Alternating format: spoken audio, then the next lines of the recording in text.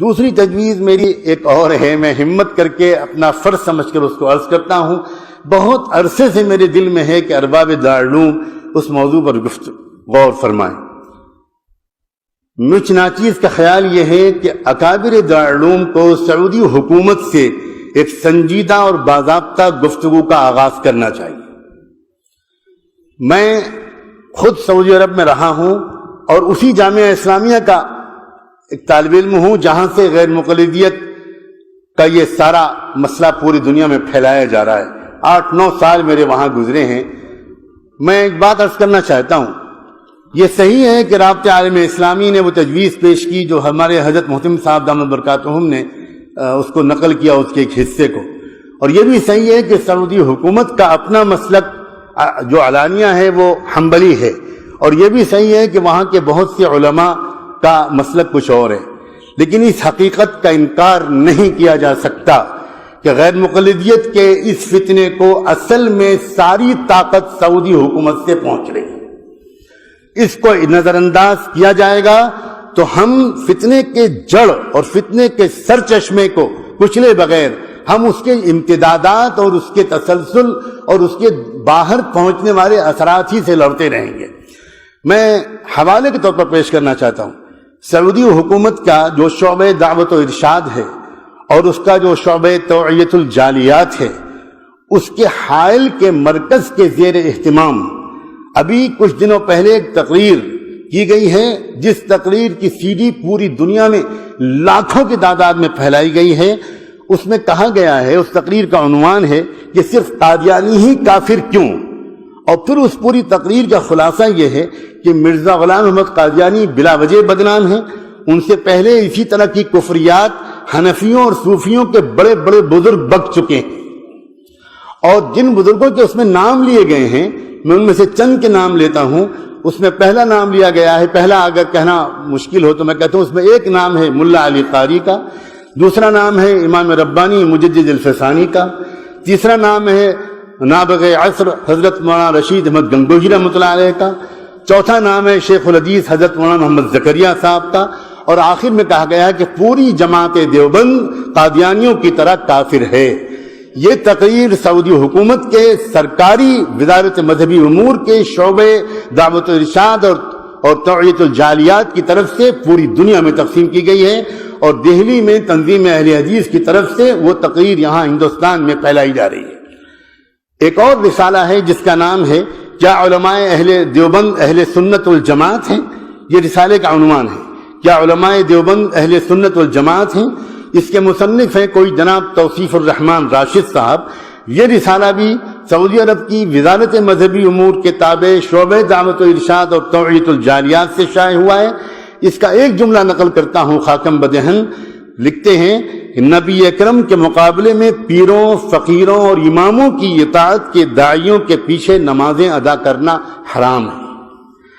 اور آگے لکھتے ہیں کہ ائمہ اہل سنت ان کو مرتدین میں شمار کر کے انہیں واجب القتل قرار دیتے ہیں۔ میں بہت زیادہ وقت نہیں لینا چاہتا، میرا اس موضوع پر تھوڑا سا مطالعہ رہا ہے۔ یہ فتنہ اصل میں چلایا کیوں جا رہا ہے؟ یہ چلایا، حضرت مولانا ارشد میاں نے دامت برکاتہم نے بھی اشارہ کیا تھا کہ سب سے زیادہ بے چینی امریکہ میں ہے۔ اصل میں یہ چلتی ہی رہا ہے فتنہ امریکہ سے۔ میں امریکہ کے کئی سفروں میں اس موضوع کو جھانک کر دیکھنے کی کوشش کر چکا ہوں کہ یہ ہو کیا رہا ہے۔ وہ والا اسلام جو مسلمانوں کو مغربی تہذیب سے دور کرے،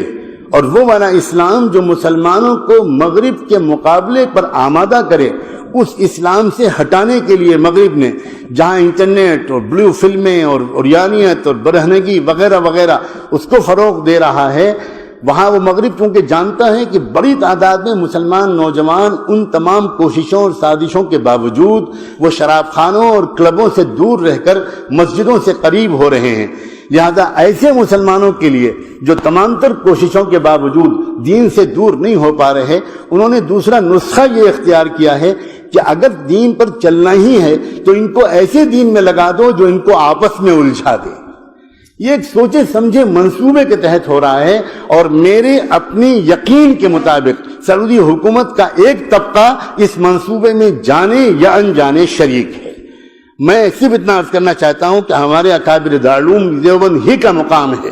ماضی میں اس سے پہلے سعودی حکومت سے جب بھی کبھی گفتگو کی ہے، میرے محدود مطالعے کے مطابق اکابر دیوبند نے کی ہے۔ جب یہ خاندان آل سعود کی حکومت پہلی بار قائم ہوئی تھی، اور اس وقت مدینے کے قبرستان میں جنت البقیع میں تمام قبوں کو گرایا گیا تھا، اور تمام قبوں کو منہدم کرنے کے بعد گنبد خضرا کو منہدم کرنے کا منصوبہ تھا، لیکن اس وقت سعودی انٹیلیجنس نے اس وقت کے بادشاہ ملک عبدالعزیز کو باخبر کیا کہ بہت بے چینی اس کی وجہ سے عالم اسلام میں ہے، آپ بہتر یہ کہ کانفرنس بلا لیں اور علماء عالم اسلام کے آپ کے ہمنوا ہو جائیں۔ انہوں نے پہلی کانفرنس بلائی تھی، جس میں ہمارے دارالعلوم دیوبند کے سرخیل اور رہنما علامہ حضرت مولانا شبیر احمد عثمان جی رحمۃ اللہ علیہ اس کانفرنس میں تشریف لے گئے تھے، علامہ سید سلیمان ندوی رحمۃ اللہ علیہ تشریف لے گئے تھے، اور ان دونوں حضرات نے، اور حضرت مولانا مفتی کفایت اللہ جزاکم اللہ، حضرت مولانا مفتی کفایت اللہ صاحب تشریف لے گئے تھے، اور ان حضرات نے جیسی عالمانہ، محققانہ، داعیانہ ایسی زبردست تقریریں وہاں پر کی، اور احادیث کا انبار لگا دیا، اور احادیث کے وجوہ استدلال پر جو دارالعلوم دیوبند کا مسلک ہے اس پر جیسی بصیرت افروز روشنی ڈالی، ملک عبدالعزیز انگوش بدندہ رہ گئے، اور ملک نے برسرعام یہ کہا ان فی کلامک لوجاہا، یہ جو آپ نے بات کہی ہے اس میں بہت گہرائی ہے، میں اس کے جواب نہیں دے سکتا، مفتی اعظم سے آپ بات کریں۔ اور چنانچہ اگلی نشستیں ہمارے نکابرین کی ملک کے علاوہ مفتی اعظم سے بھی ہوئیں، اور بالآخر سعودی حکومت نے تسلیم کیا اس موقف کو کہ گنبد خضرا کو منہدم کرنا شریعت کے احکام کی روح کے خلاف ہے، اور پھر وہ اپنی پالیسی بدلی۔ اکابر علماء دیوبند کی سوا اس عاجز کو مجھے نظر نہیں آ سکتا، ہو سکتا ہے میری نظر کی کوتاہی ہو، میں انہی حضرات سے یہ امید کرتا ہوں، اور اس سسکتی ہوئی پریشان حال امت کی طرف سے دستبستک گزارش کرتا ہوں،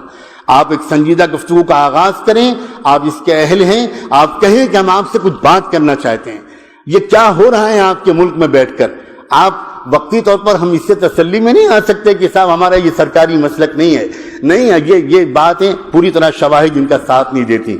ایک تو میری تجویز یہ ہے، تیسری ایک تجویز یہ ہے کہ مجھے یاد آتا ہے، مجھے اس وقت حوالہ تو یاد نہیں آ رہا، میں اس وقت سفر کے دوران سے یہاں پر آیا ہوں، نواب چھتاری کا ایک دورہ کرایا گیا تھا برطانیہ کا، اور برطانیہ کے اس سفر میں انہوں نے ایک خفیہ ادارے کو دیکھا تھا جو شہری آبادی سے دور جنگل میں انگلینڈ میں چل رہا تھا، جہاں انگریزوں کو فقہ و حدیث پڑھائی جا رہی تھی، تفسیر و قرآن پڑھایا جا رہا تھا، اور انگریز لوگ داڑھی اور عمامے میں ملبوس وہاں پر تھے، ان میں سے ایک بھی کوئی مسلمان نہیں تھا، وہ سب یہودی اور عیسائی لوگ تھے۔ نواب چھتاری یہ دیکھ کر حیران رہ گئے تھے۔ اس وقت ان سے کہا گیا تھا یہ ہم اس لیے تیار کر رہے ہیں تاکہ یہ لوگ علماء بن کر عالم اسلام میں پھیلیں گے، اور وہاں تشویش انگیز مسائل کو ابھار کر مسلمانوں کی طاقت کو منتشر کریں گے۔ میری ایک درخواست ہے، جب دارالعلوم ایک نئے عزائم کے ساتھ اس میدان کا بھی مقابلہ کرنے کے لیے اترتا ہوا نظر آ رہا ہے، آپ بڑی آسانی کے ساتھ ایک دو ریسرچ اسکالرز کو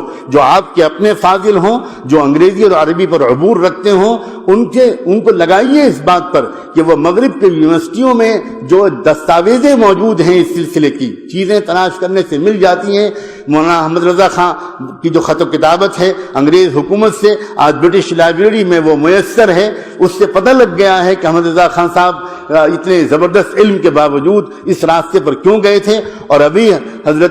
ہمارے حضرت اکابر نے اشارہ کیا تھا، حضرت مولانا حبیب الرحمان صاحب نے، کہ میاں نذیر حسین پہلے کیا تھے اور پھر بعد میں کیا ہو گئے۔ اسی طرح یہ ریسرچ کی ضرورت ہے کہ آخر یہ جو سارا فتنہ اس وقت برپا کیا جا رہا ہے، اس کی شروعات کیسے ہوئی اور اس وقت اس میں شدت کیوں لائی جا رہی ہے۔ اگر کوئی ریسرچ اس طرح کا دلائل سے بھرپور آراستہ ہو جائے گا تو انشاءاللہ امت کی حفاظت میں مدد ملے گی۔ میں بہت ممنون ہوں کہ میرے جیسے حقیر طالب علم کو یہ اعزاز بخشا گیا۔ جزاک